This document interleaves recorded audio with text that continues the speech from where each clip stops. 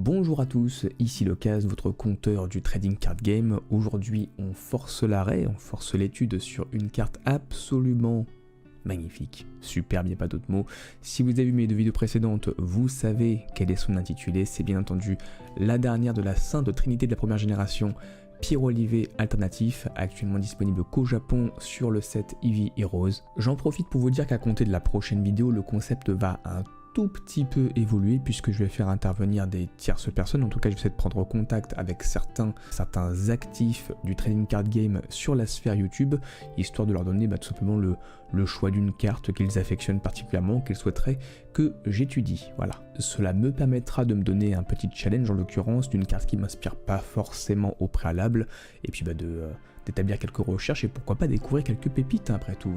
Le partage est au cœur du projet, je le rappelle. Sur ce, focus sur un Pokémon tout feu tout flamme ou son brasier vous introduira, j'en suis sûr, à mon discours des plus chaleureux.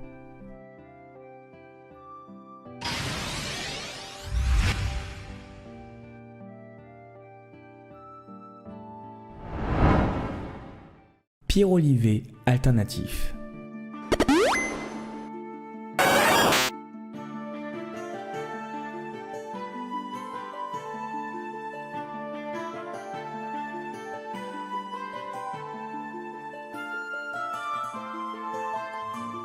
Cette carte est une illustration de Sujiro Gunjima, notamment présent sur une vingtaine d'autres cartes de Destinée Radieuse, et pas des plus moches d'ailleurs. Ce n'est pas la première fois que l'artiste s'attaque à Evoli et ses évolutions, car on lui doit la carte promo Gym de Noctali, carte que je possède d'ailleurs, ainsi que la SWHS 127 d'Evoli.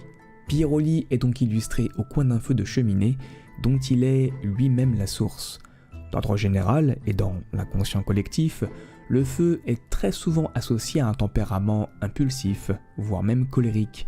Or, ici, on est pile sur son antagonisme.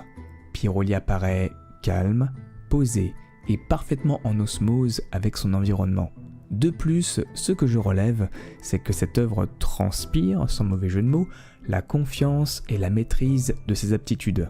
Il est en effet assez osé d'accueillir chez soi, dans ce qui semble être, au vu de l'arrière-plan, un chalet, un Pokémon dont un tout petit coup de chaud pourrait en un clin d'œil tout réduire en cendres. Un nouveau témoignage de la confiance que l'on peut lui accorder, lui qui évolue si sereinement, dans un gigantesque combustible. Mais cela n'est pas tout, car il s'agit bel et bien de ma carte préférée du trio, pour la bonne et simple raison qu'elle est remplie de détails et d'easter eggs. Tout d'abord le tapis, contenant différents types de balls, on y reconnaît la traditionnelle Pokéball, ainsi que la moins commune Super Ball, deux objets emblématiques de cet univers, ô combien colorés. Ensuite, la pelote de laine qui pourrait nous renvoyer, implicitement j'entends, à l'importance et à l'apparat soyeux de la fourrure de Pyroli. Je ne dis pas ça au hasard, car sachez que dans le Pokédex et dans le lore, cette dernière est en outre extrêmement importante, car elle y est décrite comme, je cite, très douce, et avec une vraie fonction anatomique. Elle régule la température corporelle de Pyroli en rejetant cette chaleur dans l'air. Source, rubis, saphir, émeraude. Autre détail sympathique, les portraits qui surplombent la cheminée. Ils représentent sans doute le sujet depuis sa plus tendre enfance jusqu'à son évolution et laissent à présager que Pyroli aurait une nouvelle fois un tempérament docile et facilement dressable. On aurait presque envie d'y siroter la tisane, au moins le temps de profiter du réconfort offert par un peu de lecture. L'horloge annonce environ 20 h, soit le début de soirée, ce qui va de pair avec l'ambiance cosy et feutrée de la scène. J'ai d'autre part essayé de creuser un peu plus profondément dans cette carte et plus principalement sur les écritures du livre.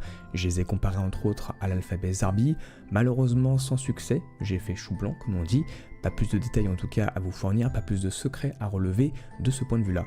Mais ce que je peux dire en revanche, c'est que notre sujet est ici la parfaite illustration de la responsabilité, car c'est à lui qu'il incombe d'entretenir le brasier, la flamme nécessaire à maintenir notre petit confort.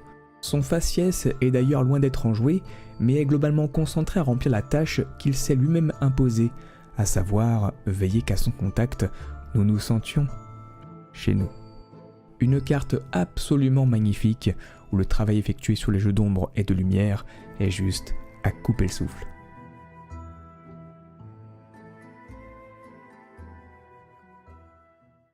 Un immense merci à ceux qui sont arrivés jusqu'ici pour votre écoute, et si d'une façon ou d'une autre cette vidéo vous a été profitable, si elle vous a distrait, fait passer le temps ou au mieux appris des choses, eh bien c'est le moment de la rétribuer d'un petit pouce, d'un abonnement.